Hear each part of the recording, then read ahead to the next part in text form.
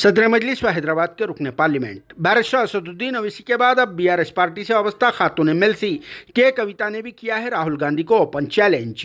कहा, तेलंगाना स्टेट में chief minister KCR साहब की लीडरशिप में फिर से एक बार बीआरएस पार्टी अपनी गवर्नमेंट कायम करती कहते, क्योंकि चीफ मिनिस्टर केसीआर साहब को तेलंगाना आवाम की बहुत ज़्यादा फिक्र भी रहती है कहते, इसीलिए भी वो मुल्क भर में तेलंगाना स्टेट को बहुत ही ज़्यादा डेवलप भी कर चुके हैं कहते। इतना ही नहीं, बीआरएस एमएलसी के कविता ने तेलंगाना के मुसलमानों का नाम लेकर कांग्रेस पार्टी को तनकीद का निशाना बनाया, जिनके इस बयान पर यहाँ ये बात बता देना ज़रूरी समझा जाता है कि कांग्रेस पार्टी के दौरे हुकूमत में ही मुसलमानों को 4% रिजर्वेशन दिया गया, जो आज तक भी बरकरार है। बीआरएस की हुकूमत में तो केसीआर साहब ने मुसलमानों को 12% रिजर्वेशन देने का वादा करते हुए खाली कानों को खुश किया था, जिस पर अवाम का क्या कहना है। तेलंगाना में अगली बार किसकी होगी सरकार, कमेंट बॉक्स में उसका ज़रूर जवाब देना और साथ में बीआरएस एमएलसी के कविता का मुख्तसर सा ये बयान भी एक बार ज़रूर सुन लेना।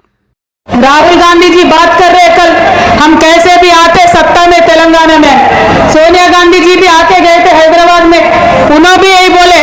क्या बोले? मेरा सपना है कांग्रेस का सरकार बनना तेलंगाना में।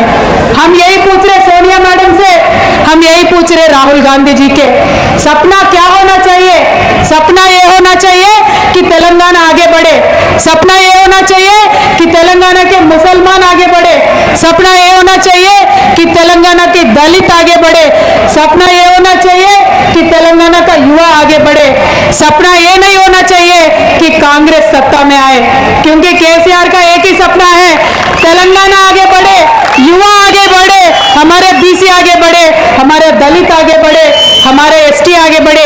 ये केसीआर साहब का सपना है। सपना देखने का भी एक तरीका होता है, वो सपने देख लेने तो उनको सत्ते में आने का, हकीकत में सत्ते में आके हम दिखाएंगे बीआरएस पार्टी यहाँ तेलंगाना में। आप सबके आशीर्वाद से, आप सबके सपोर्ट से, आप सबके मदद से 10 सालों में यहाँ सत्ता चला रहे। Rahul Gandhi ji, you are saying you will certainly win Telangana. Not certainly, sir. You will see after the result. I invite you to come here after the results. BRS party will definitely win Telangana, definitely form government Telangana with the support of all our people of Telangana.